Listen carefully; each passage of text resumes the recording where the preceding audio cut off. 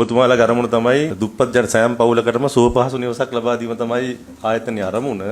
එතකොට එම වර්ෂයේම බිරිඳට දීලා තියෙනවා මහල් නිවාස සංකීර්ණයේ මාලිගාවත්තේ නිවසක් දීලා තියෙනවා. ඒ වගේම මේ මාතාපාරේ ලක්ෂ 45ක් එවකට, ඒ කියන්නේ 99 ලක්ෂ 45ක් කියන අද විශාල මුදලක්.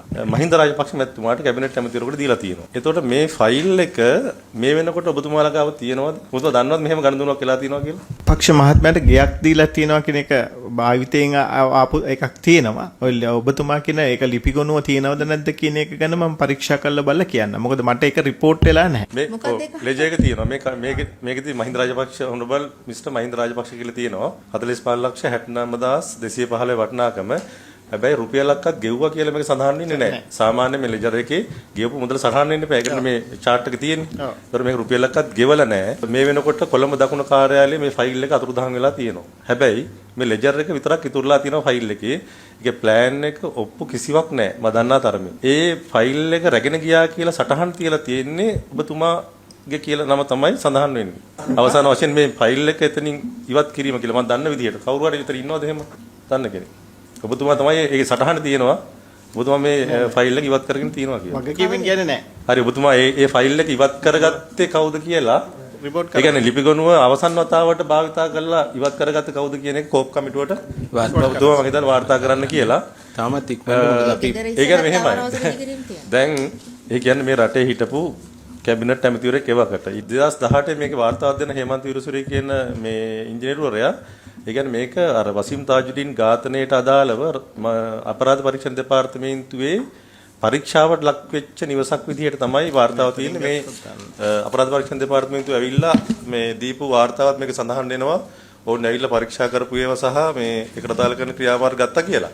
ඒක සටහනක් මේ ෆයිල් එකේ දාලා තියෙනවා. මේ සම්පූර්ණ රිපෝට් එකක් කෝප් එකට ලබා දෙන්න සර්. අනිවාර්යයෙන් මේ වෙලාවේ නෑ. අපිට උපරිම සතිය කාලයක් ඇතුළත සමහරවිට මගේ ඉල්ලන් තියෙන්නේ මම මෙතුමාලට දැන් මොකද එයා බස් කරන දුරට අදාළව මේ නිලධාරීන් අවසානයේ කපිල චන්ද්‍රසේනක පිටින් තමයි ගියේ නේද?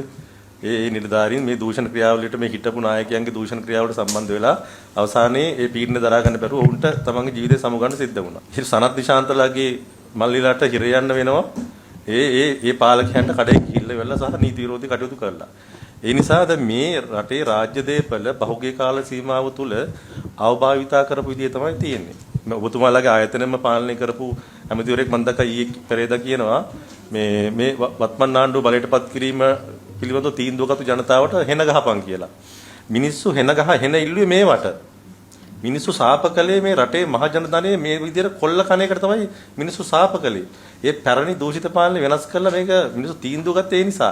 හැබැයි ඔබතුමාලාගේ ආයතනයෙන් පාලනය කරපු ඇමතිවරයෙක් ජනතාවට හෙන ඉල්ලුවා මේ ආණ්ඩුව ගෙනාවට. ඒ නිසා අපි ඉල්ලන්නේ කරුණාකරලා ඔබතුමාලත් මේවට සම්බන්ධ නම් ඔබතුමාලා ඒවට අපරාධ පරීක්ෂණ දෙපාර්තමේන්තුව උත්තර බඳින්න වෙයි.